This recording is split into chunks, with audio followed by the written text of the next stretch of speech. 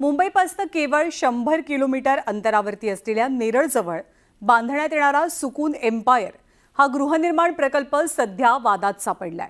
हलाल टाउनशिप नावाने या प्रकल्पाची जाहिरात केली जाते आणि काही विशिष्ट समाजासाठीच त्यातली घरं असतील असं त्यात दर्शवण्यात आलंय। याची दखल थेट मानवाधिकार आयोगाने घेतली आहे आणि या प्रकरणी राज्य सरकारकडे अहवाल मागवला गेलाय। हे संपूर्ण प्रकरण काय आहे आपण पाहूया। नेरळजवळच्या हलाल टाउनशिपचा वाद। जे आम्ही एकत्र बंधुभावाने राहतोय ते आम्हाला कुठेतरी फूट पडण्याची शक्यता वाटते, दाट वाटते। एकाच समाजासाठी घर बांधल्याचा दावा। त्यांचे गणपती साजरा आमची ईद साजरी होते, कधीच आमच्या विषयात नसतो। आम्ही एकमेकांना चांगल्याने भेटतो आणि हे कशाला आमच्या गावात येऊन हा हिंदू आहे हा मुसलमान करतोय। मानवाधिकार आयोगाकडून राज्य सरकारला नोटीस। नेरळमध्ये किती एरिया आहे ज्याच्यामध्ये मुसलमानांना एंट्री नाहीये, तिथे काय जाऊन बोलात। जाहिरातीचा विपर्यास केला स्थानिक मुस्लिमांचा दावा। सुकून एम्पायर में रीडिस्कवर करें authentic community living, like minded families जो सेम वैल्यूज शेयर करती हैं। किड्स बिल्कुल हलाल एनवायरनमेंट में सेफली ग्रो कर रहे हैं। नेरळजवळच्या ममदापूरमधील हलाल लाईफस्टाईल टाउनशिपचा हा प्रमोशनल व्हिडिओ सध्या व्हायरल होतोय आणि त्याविषयी तीव्र प्रतिक्रियाही उमटतात। हा प्रोजेक्ट एका विशिष्ट समुदायासाठी निवासी वसाहत म्हणून बनवला जात असल्याचा आरोप केला जातोय। आता हलाल लाईफस्टाईल टाउनशिप काय आहे हे आपण पाहूया।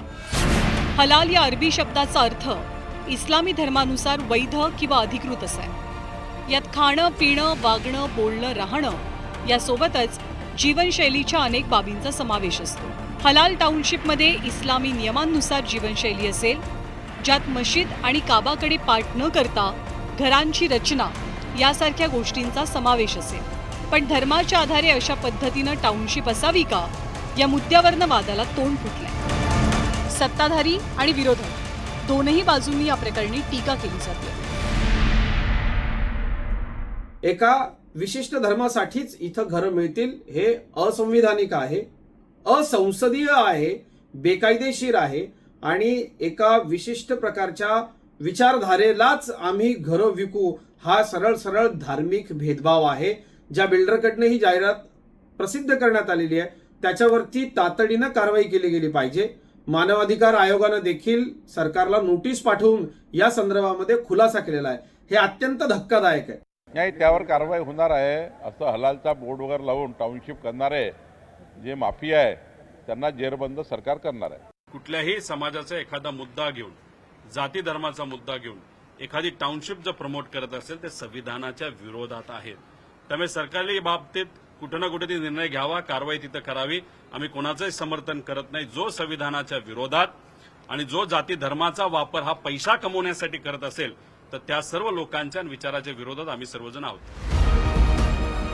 राष्ट्रीय मानवाधिकार आयोगाने या प्रकल्पाची दखल घेतलेली असून या संदर्भात राज्य सरकारला नोटीस पाठवली गेली आहे। या प्रकरणी 2 आठवड्यात उत्तर द्यावं असं आयोगानं नोटिशीत म्हटलंय। ही राष्ट्रीय मानव अधिकार आयोगाने जे पाऊल उचलले ते अत्यंत स्वागतार्ह आहे। भारतीय संविधानाचं पालन करणारं, भारतीय संविधानाची रक्षा करण्याची सूचना त्यांनी महाराष्ट्र शासनाला दिली आहे असं माझं मत आहे। या नोटिशीनंतर गावातील मुस्लिम समाजानं संताप व्यक्त केला। ज्या हलाल शब्दावरनं हा वाद निर्माण झाला त्या शब्दाविषयी त्यांनी काय म्हटले आपण पाहूया। हलालचा विषय आहे ना, इथे काय कत्तल घालणं नाही चालू आहे। हलालचा नाही नाही नाही नाही हलाल तुम्हाला शब्दच नाही कळला। हलाल शब्द हे आहे का तुम्ही व्याज न घेता फक्त डाऊन पेमेंट भरायचा आणि दर महिना पैसे द्यायचे, त्याला हलाल बोलला जातो। म्हणजे तुम्ही इंटरेस्ट नका भरू। हलाल म्हणजे काय आहे? आमच्यामध्ये दारू हराम आहे म्हणजे आम्ही पिऊ शकत नाही, तसा व्याज देणं आणि व्याज घेणं हराम आहे। बरोबर। हलाल म्हणजे काय का आम्ही 15 लाख रुपयाला आमची वस्तू विकली, तुम्ही बँक लोन नको करा, तुम्ही त्याच्यावरती आम्हाला सध्या 5 लाख रुपये द्या, मग दर महिने तुमच्या अंगावरती 25,000 बसतो का 30,000 रुपये बसतो, तसे तुमचे पैसे पूर्ण करा आणि तुमच्या फ्लॅटचा ताबा घ्या। हा झाला हलाल।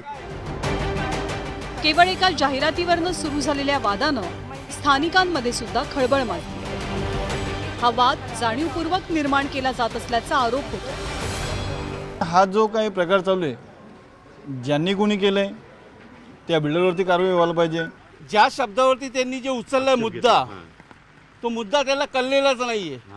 काही शब्द आहेत ना ते समजायला पाहिजेत, हे जाणून बुजून केला जातोय।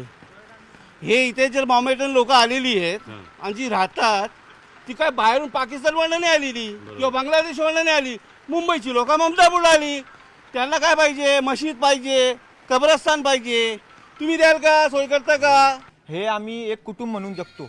आम्ही धार्मिक कधी तेच निर्माण नाही का चांगले दादा हिंदू आहे म्हणून त्याच्याशी कडनं वागा, हे आपल्यामध्ये नाही. आम्ही चांगले माझा भाव आहे म्हणून जगतो. हे आमचे भाव आहे, सर्व आमचे कुटुंब एक म्हणून जगतो. नेरळमध्ये ममदापूर आणि दामतसह अनेक गावं आहेत ज्यात छत्रपती शिवाजी महाराजांच्या काळापासून मुस्लिम समाजाचं वास्तव्य. पिढ्यानपिढ्या इथे दोनही समाज गुण्या गोविंदानं नांदतायत. पण सध्या या जाहिरातीवरनं वादाचं मोहोळ उठलंय. पण दुसरीकडे धर्माच्या आधारे अशी टाउनशिप असावी का, हाही प्रश्न उपस्थित केला जातोय. अजित मांढरे आणि गणेश काळेसह bureau report, news 18 Lokmat, Karjat.